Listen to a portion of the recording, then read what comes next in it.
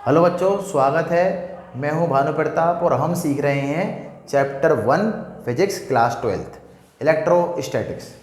बच्चों, इस चैप्टर की कहानी ये है कि आपको ये चैप्टर अगर समझना है तो आपको सबसे पहले समझना पड़ेगा कि क्या होता है चार्ज। इस चैप्टर में बेसिकली आप 3-4 चीज़ें पढ़ोगे और उन 3-4 चीज़ों को अलग अलग तरीके से पूछेंगे।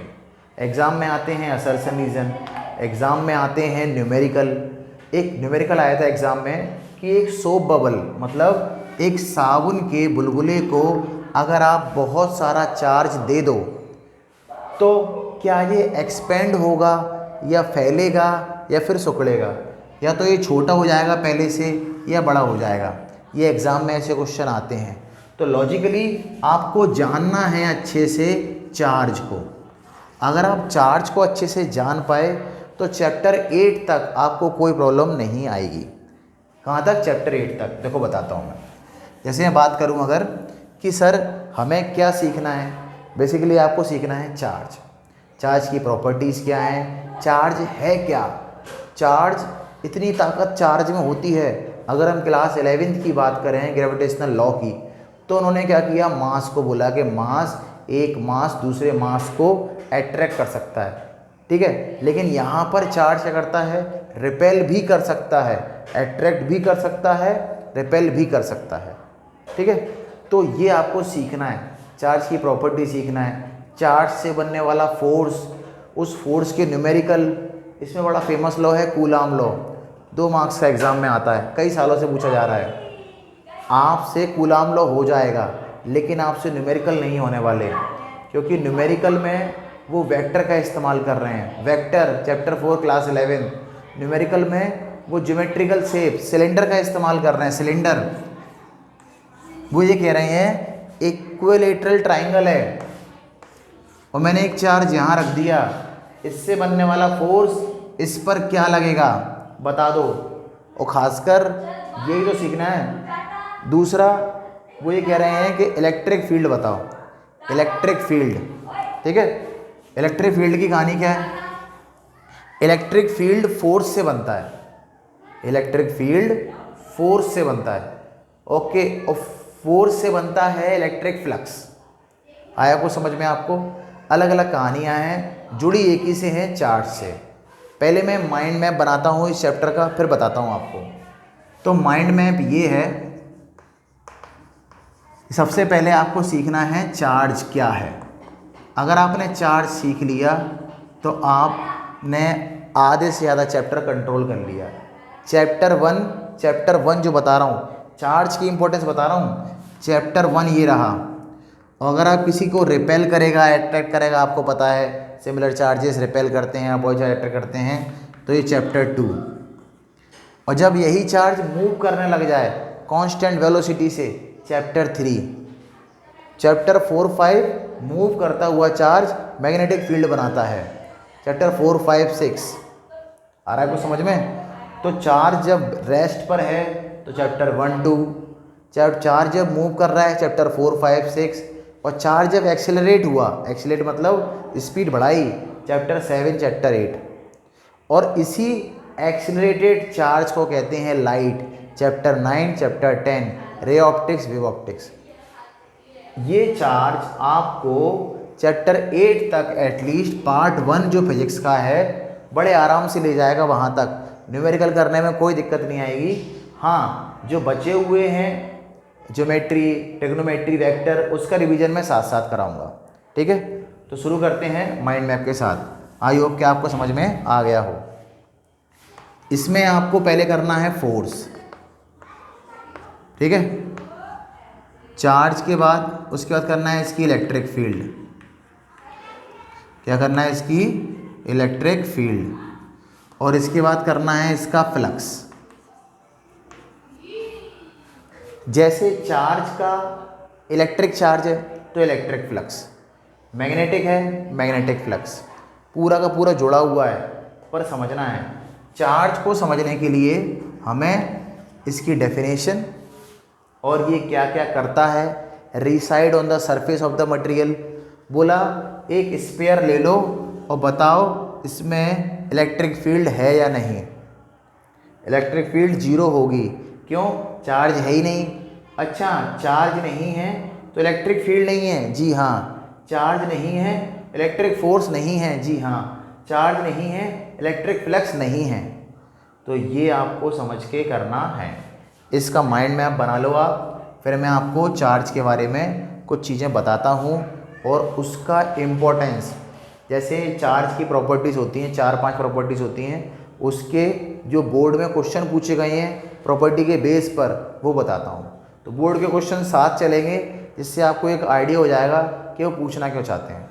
एक एग्जांपल देता हूँ। वो ये कहते हैं कि H2O एक मॉलिक्यूल है वाटर का, इस पर कितना चार्ज है ये बता दो। क्वांटाइजेशन ऑफ चार्ज, चार्ज को काउंट करना इंटीग्रल मल्टीपल फॉर्म में। जैसे अगर हम बात करें, हमारे पास एक एप्पल है तो 1 kg में 4 एप्पल आ गए, 20 kg में 80 एप्पल्स आ गए। तो ये एक तरीके से वही है, एक एप्पल एक इलेक्ट्रॉन, एक मकान की ईंट एक इलेक्ट्रॉन, बहुत सारी दीवार 100 ईंटें लग गई 100 इलेक्ट्रॉन, टोटल चार्ज इलेक्ट्रॉन का चार्ज मल्टीप्लाई 100। ये है क्वांटाइजेशन।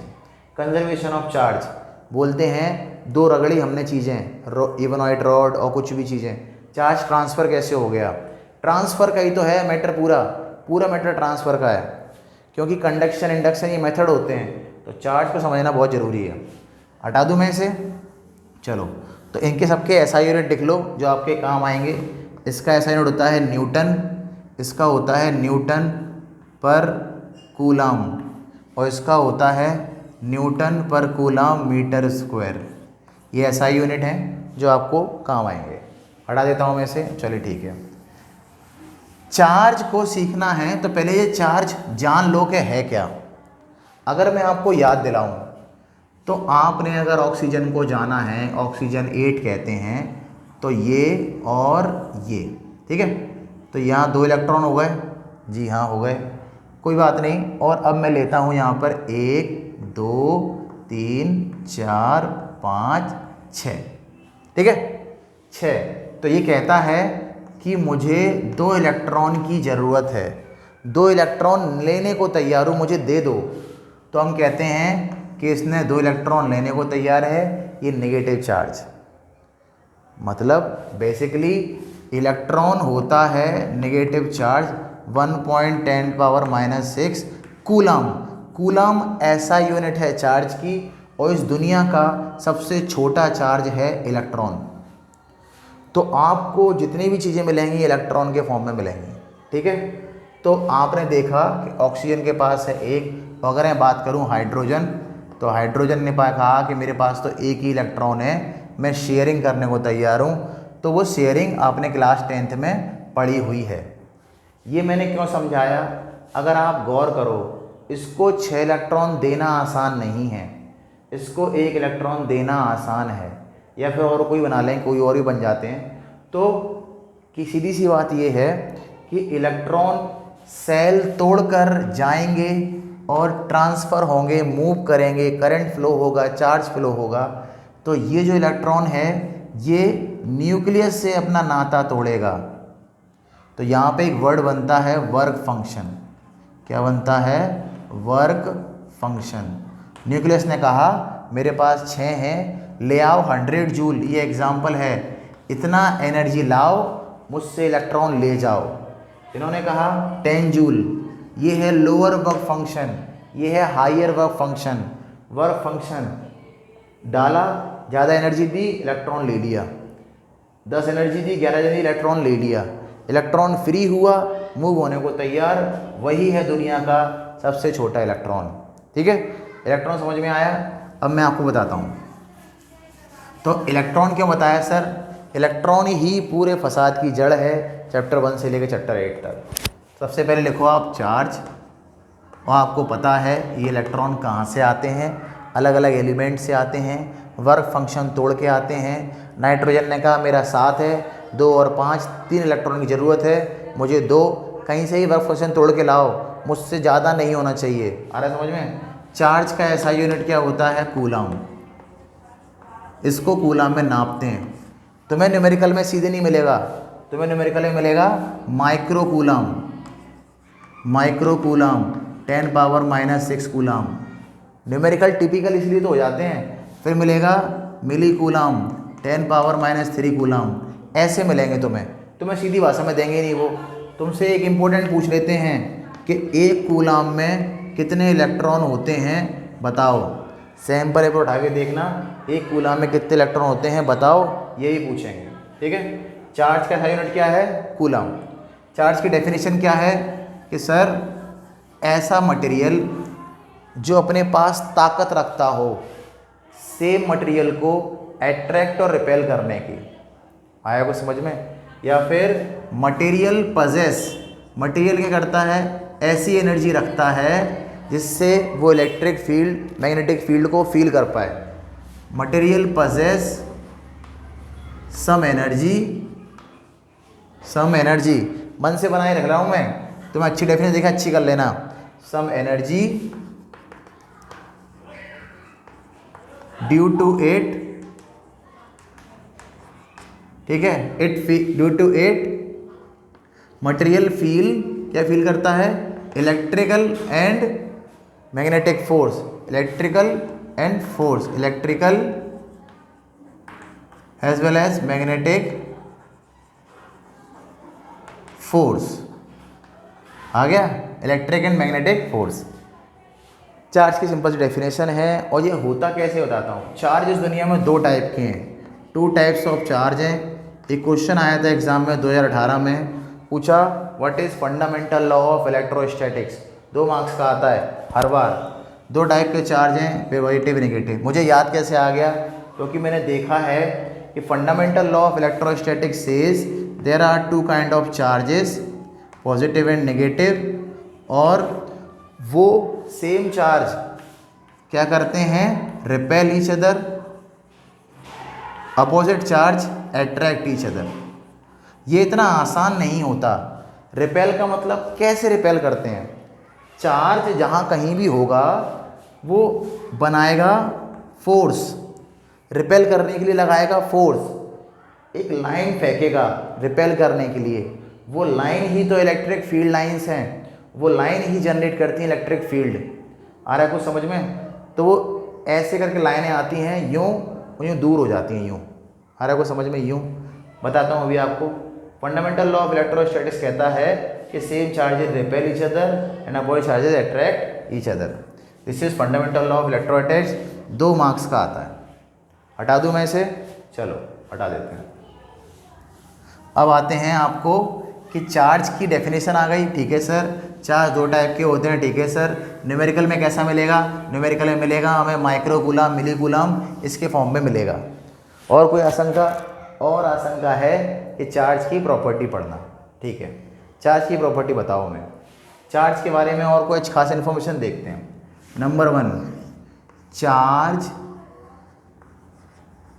हमेशा रिसाइड करता है सरफेस पर। हम क्यों सीख रहे हैं? हम सीख रहे हैं ट्रांसफ़र मेथड। एक्चुअली क्या होता है, चार्ज को 3 तरीके से ट्रांसफ़र कर सकते हैं। ट्रांसफ़र बताया था अभी, एक इलेक्ट्रॉन से दूसरा इलेक्ट्रॉन वर्क फंक्शन तोड़ के दूसरे में चला जाता है। ठीक है, बताते हैं अभी। तो चार्ज 3 तरीके से ट्रांसफर होता है। होता है कंडक्शन। तो चार्ज क्या होता है? ट्रांसफ़र हो जाता है।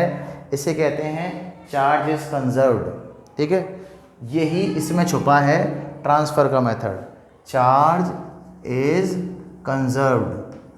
कंजर्व्ड का मतलब energy is conserved, neither created not destroy, it can be transform only. Same काम है कंडक्शन, इंडक्शन और आपका फ्रिक्शन। तुमसे ये तो बहुत कम पूछा जाएगा, ये बहुत पूछा जाता है। फ्लेमिंग का राइट हैंड रूल याद किया था हमने। फ्लेमिंग का राइट हैंड रूल यहाँ पर भी हेल्प करेगा तुमको कंडक्शन इंडक्शन को। इंडक्शन बिना टच किए इंड्यूस्ड कराना, आंखों देख के करंट इंड्यूस करा दिया।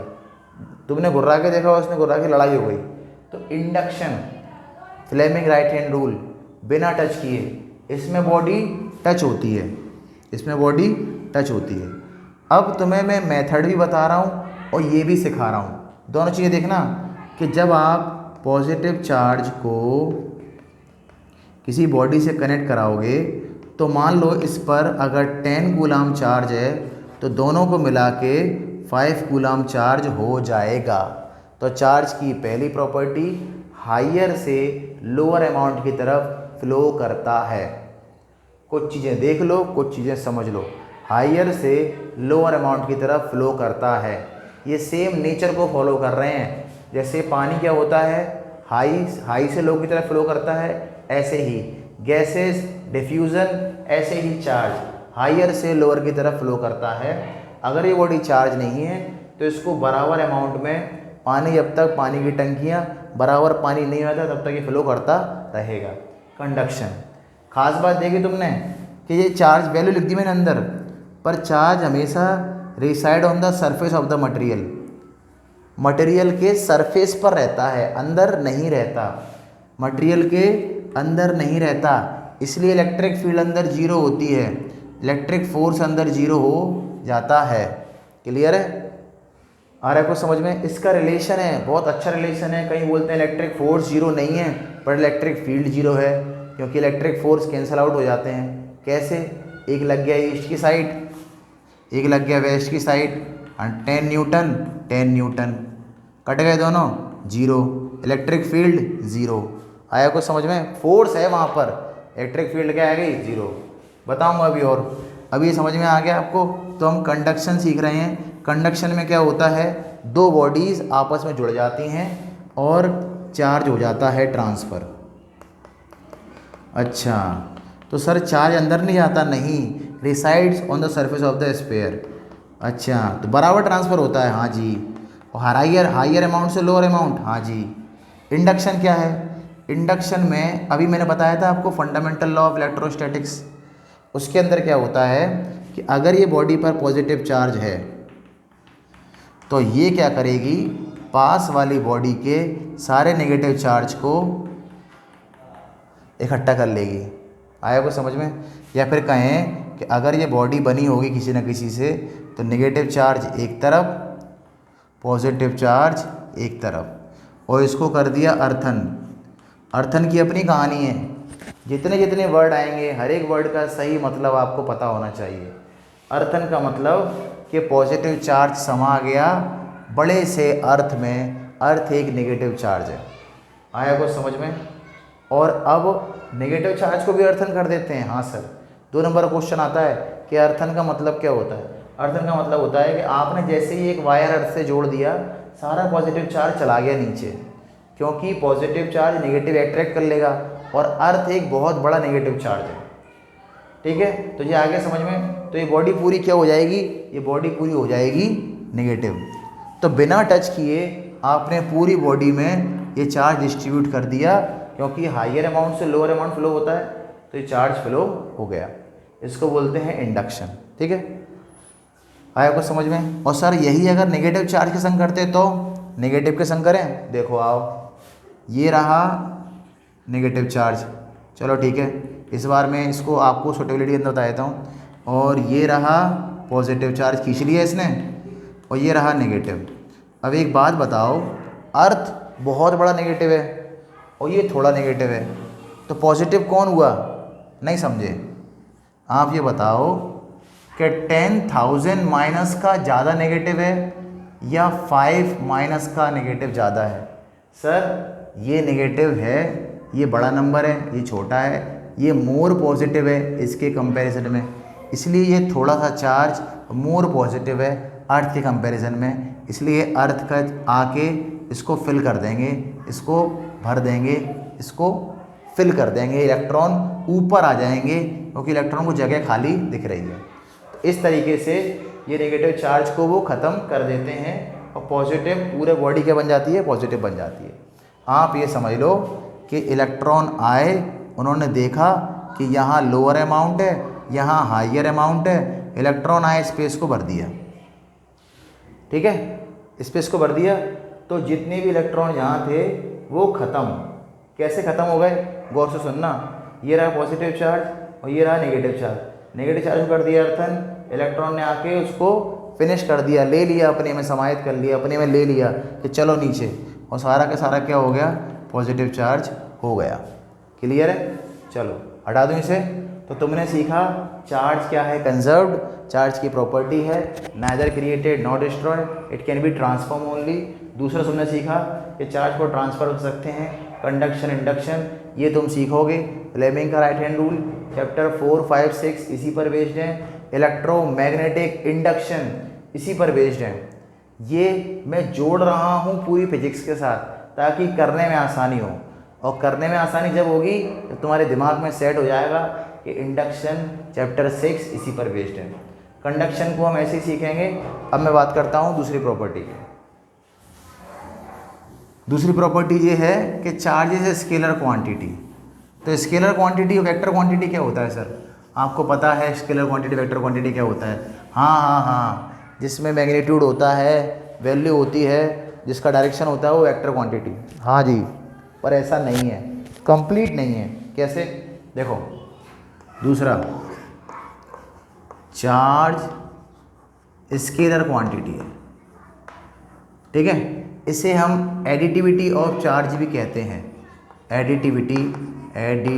एडिशन ऑफ चार्ज भी कह सकते हो। मतलब चार्ज को ऐड कैसे करोगे? मुझे याद है एक एग्ज़ाम में क्वेश्चन आया था, बोला कि 10 माइक्रोकूलम, ठीक है, फिर बोला 10 माइक्रोकूलम, फिर बोला 10 माइक्रोकूलम और 5 माइक्रोकूलम। बोला इन सब का टोटल चार्ज बताओ। एक बॉडी पर ये चार्ज है reside on the surface of the sphere. ऐसे रिवीजन भी हो रहा है, तो सबको जोड़ के बताओ कितना चार्ज है। क्योंकि ये स्केलर क्वांटिटी है, इसके पास मैग्नीट्यूड है, हाँ मैग्नीट्यूड है, डायरेक्शन नहीं है इसके पास, कहीं भी कैसे भी फैल जाता है, डायरेक्शन नहीं है। दूसरा, ये वेक्टर लॉ ऑफ एडिशन का ओबे नहीं करता, ठीक है। अगर आप वेक्टर होना चाहते हो तो आप इन तीनों को, पहला मैग्नीट्यूड हो, दूसरा वेक्टर लॉ ऑफ एडिशन हो, तीसरा डायरेक्शन हो, तब जाके आप कहोगे। इलेक्ट्रिक फील्ड वेक्टर क्वांटिटी है, इससे बनने वाला फोर्स वेक्टर क्वांटिटी है। एक ही डायरेक्शन में कूलाम लॉ इसी पर बना है, पर फोर्स पर, चार्ज पर नहीं। चार्ज बेसिक है लेकिन कूलाम लॉ फोर्स को फॉलो करता है। आगे समझ में? ऐड कर लो, सिंपल एल्जेब्रिक सम लिख लो इसको, सिंपल एल्जेब्रिक सम।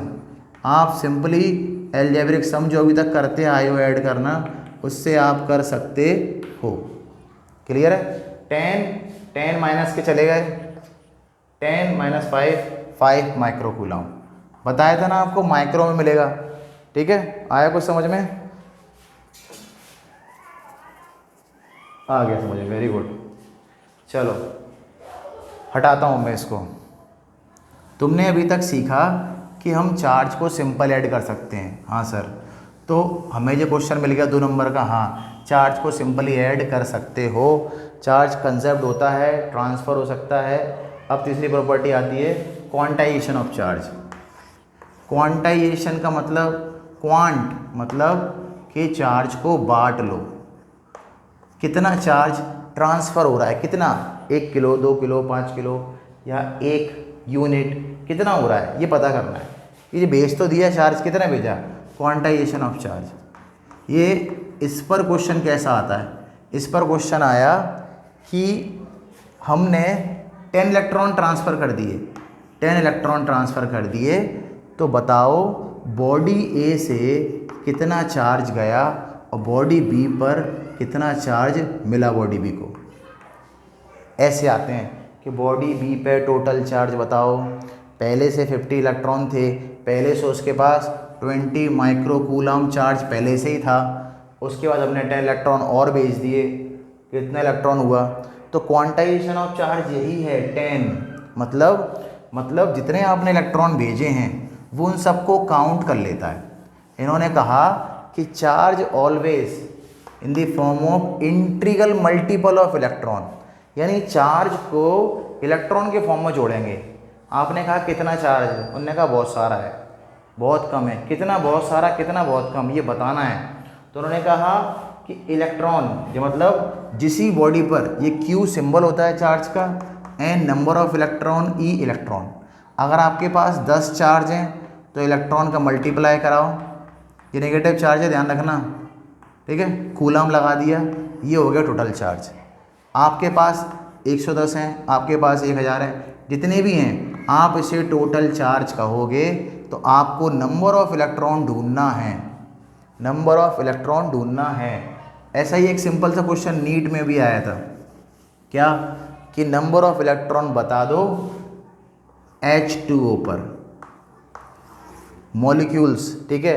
और ऐसा ही क्वेश्चन ऐसे, अब देखना जो क्वेश्चन था 2 नंबर का कि बबल सोप, ये बबल सोप आपने इसको चार्ज दिया, कितना चार्ज दिया और ये एक्सपेंड करेगा कि नहीं।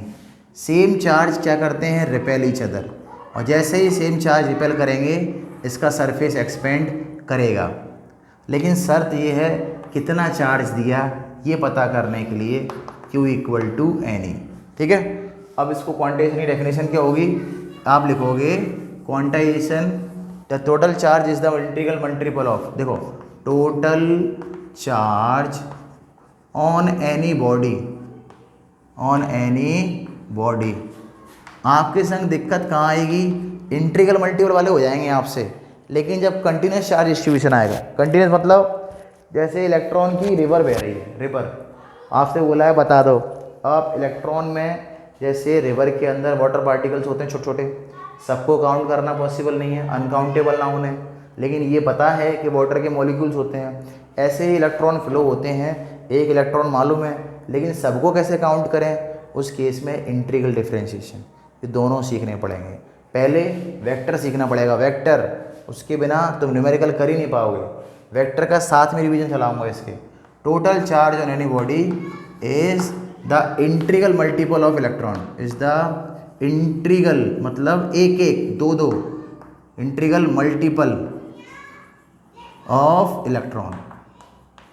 आया कुछ समझ में, ठीक है। अब आओ, उन्होंने कहा सर हमने एक बॉडी से दूसरी बॉडी में 5 इलेक्ट्रॉन भेज दिए, तो बताओ टोटल चार्ज कितना चला गया, ठीक है। तो Q = Ne, ये है 5 और ये कितना है 1.6 10⁻⁻19 कूलम। तो टोटल चार्ज आप मल्टीप्लाई कर लो, 8.0 × 19 कूलम, ये है टोटल चार्ज। आपसे एक और क्वेश्चन पूछा जाएगा असर्शन रीजन में कि चार्ज ट्रांसफ़र कर दिया तो क्या मास भी ट्रांसफ़र हुआ है। हाँ, इलेक्ट्रॉन का अपना मास भी होता है भाई, मास कितना होता है 9.31 10⁻27 kg। अब ये गया, इतने करके 5 इलेक्ट्रॉन गए तो मास भी गया, तो मास ये हल्का हो जाएगा और ये भारी हो जाएगा, कुछ ना कुछ तो मास जाएगा। ऐसे असर्शन रीजन में भी आते हैं। तो क्वांटाइजेशन ऑफ चार्ज समझ में आ गया, न्यूमेरिकल समझ में आ गया इसके ऊपर। बाकी बोर्ड के न्यूमेरिकल हम अगले लेक्चर में ज़रूर करेंगे। अभी तक आपने चार्ज समझा, ठीक है, चार्ज समझा, चार्ज की प्रॉपर्टी समझी, इससे आने वाले क्वेश्चन भी आपको समझ में आ जाएंगे। नेक्स्ट लेक्चर में हम इलेक्ट्रिक फील्ड और इलेक्ट्रिक फोर्स चार्ज की वजह से कैसे बनते हैं और चार्ज की जो प्रॉपर्टी छोटी हुई है वो उसको हम कंप्लीट करेंगे। चार्ज को पढ़ो, सुनो, जितना चार्ज को पढ़ोगे सुनोगे उतना आसानी से कर पाओगे। जय हिंद बच्चों।